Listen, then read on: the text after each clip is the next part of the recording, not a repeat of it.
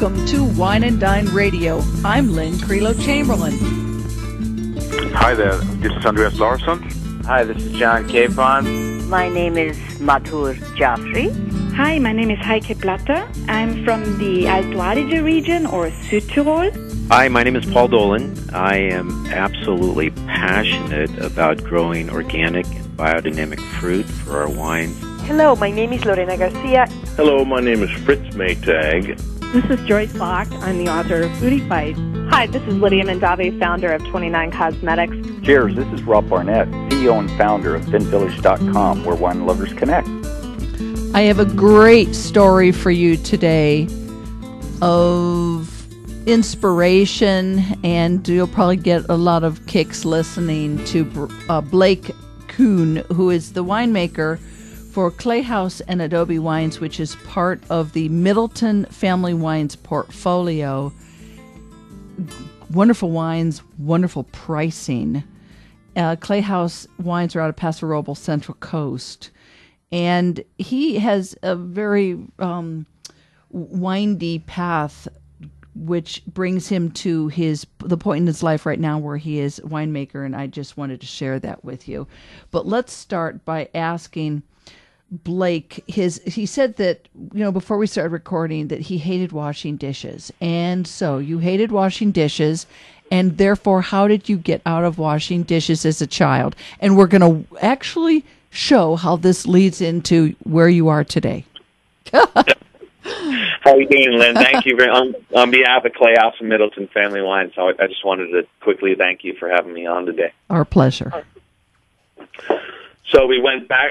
You asked me how I got into winemaking, and I think it went all the way back to dishwashing. I had two older brothers, and I really didn't like washing dishes.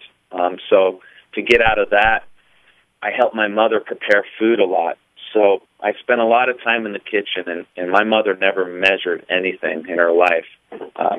To this day, if you ask for a recipe, forget about it. You got to go into her kitchen and just watch how it's done. But I think through that process, I learned a lot about herbs and ripe fruit, what it should look like and taste like, and when something's gone soured. And I think it taught my tongue and nose a lot more than I thought was going on when I was in that kitchen. And perhaps also to trust your intuition. Yeah, which I think is really an important part of winemaking, especially when you get down to when you get more into the art side of it, when it's blending time, to really know what you have to work with and how to fix, if you will, holes in certain wines by filling them in with different wines that you have down in your cellar. So you grew up, you're a native Californian. Was wine ever part of the week dinner table, or was it just a special occasion beverage? It was a special occasion beverage. Growing up, my parents hardly drank at all. I remember my father would always drink skim milk with ice in it at the dinner table.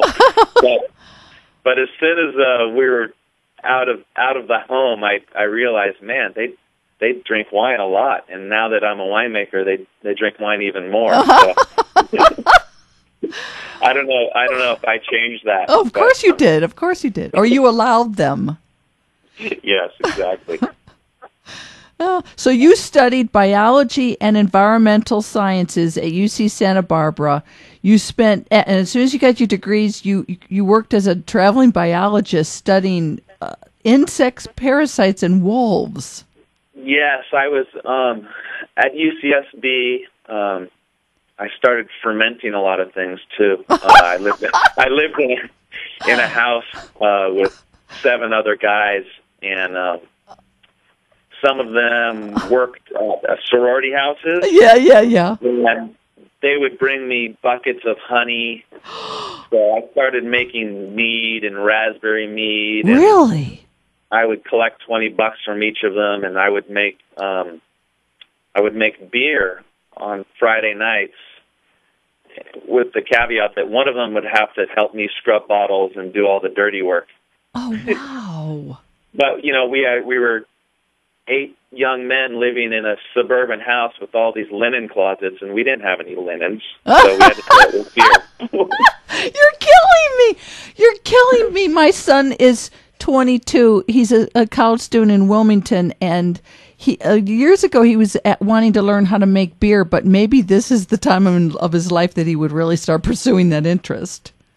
Well, I learned, making beer, it's nice because you can make mistakes and get rid of your product fairly easily, especially back then. And then you really learn. I learned a lot about yeast and their requirements and their behavior. During that process, and the importance of sanitation, even more so with beer, isn't it? Oh, definitely, because of the higher pH and the lower acidity levels. It can go bad. It can go south on you very quickly. Okay. And now, how the heck did you? This is like, oh my gosh! When I was done with college, I ended up working on a honey farm in New Mexico. I was afraid of bees, and I thought it would be a good job to try and get over my fear of bees, and I was collecting honey. And this is reminding me of this. You worked on an abalone farm and took a second job as a waiter at Citronelle restaurant. Yeah, I worked in field biology for a while. I kind of minored in entomology. Okay. So I spent about a year down in Bolivia working for the government, helping them set up a national park, the Madidi Park down there. I did a lot of tropical exploration, so we'd lead groups from the Smithsonian and Nature Conservancy and National Geographic through the park so they could photograph and do studies. Cool job. I did that for a while and then came back home to California and, of course, back to the university. I also kind of minored in parasitology. Oh, wow. So I really, that's what I was doing at the abalone farm. I was working with parasites that were possibly infecting the shells of the abalone. Okay. And then, of course, you don't make very much money in doing field biology, so I was supplementing that with restaurant work at night because I could kind of double down on my jobs. Yeah. And make some money. And at Citronelle, I just became more and more fascinated with all of the different herbs and cheeses that were imported from France. And the chef kind of took me under his wing. He was a really nice guy, and I think he just was happy to have someone really interested in food. So he taught me a bunch about food and even more so wine. He had a cellar he lived across the street, so, on a nice quiet Sunday night in January when we had 12 covers, he'd be depressed and he'd come out and say, "Are you hungry, Blake?" I said, "Oh, of course." And he'd go, "I'll be right back." And, he'd come back with, some venison with French fries, a red wine sauce, and like a 1972 Margaux. Oh my gosh! So I wish I knew as much then as I knew about wine now, because I was able to drink just amazing wines from France. He particularly liked Southern Rhone and Chateauneuf, and I was exposed to a lot of good wine early. Wow. Is that gentleman still the chef at Citronelle? Michel Richard is the head chef. I worked at the restaurant Santa Barbara, which is now closed, but there is one open in Washington, D.C. Yes, and I've interviewed him, and he was a riot. Yeah, and he was hilarious. He'd come up, too, and sometimes we'd, he, in particular, loved the Rhone Valley.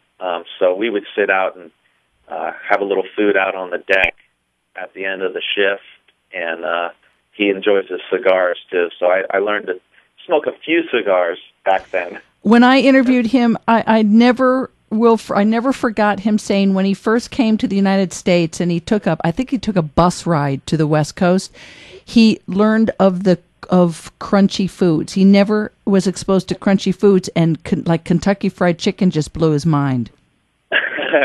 I can imagine. No, Michelle is a wonderful personality, and it was great because he was adamant that blends were the best thing for food. Okay.